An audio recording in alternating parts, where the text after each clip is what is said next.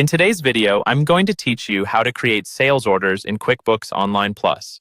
By the end of this walkthrough, you'll know exactly where to click, what to fill out, and how to save and print a clean, accurate sales order for your customers.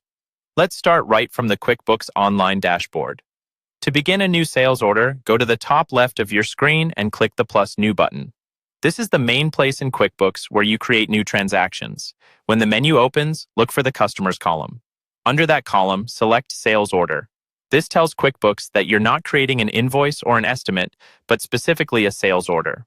Once the sales order form is open, the first thing to do is fill in the customer and shipping details. At the top of the form, you'll see a drop-down menu for Customer. Click on it and choose the customer you're creating the order for. If the customer is already in your QuickBooks, their information will automatically populate. Take a moment to review the shipping address that appears. If anything is outdated or if this shipment needs to go to a different location, update the shipping address before you continue. Having this correct now helps avoid delivery issues later on. Next, move down to the Products and Quantities section. This is where you list what the customer is ordering. In the Product or Service column, select each item from the drop-down. For every product you add, make sure to enter the correct quantity being ordered. QuickBooks will usually pull in the rate and calculate the amount for you based on how you set up the item.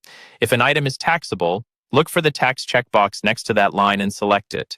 This ensures that the correct sales tax is applied when you later convert this sales order into an invoice. You'll also see a space for notes.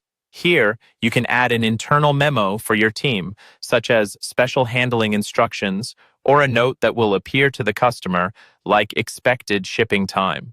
Clear notes can really help keep everyone on the same page. When everything looks good, it's time to save and finalize the order. Go to the bottom or top right of the form and click Save. This records the sales order in QuickBooks, so you can use it later to create an invoice or track fulfillment. If you need a physical or PDF copy, you can also click Print to generate a printable version of the sales order. That's all there is to it. By following these steps, you can quickly and reliably create sales orders in QuickBooks Online Plus, keeping your sales process organized and professional.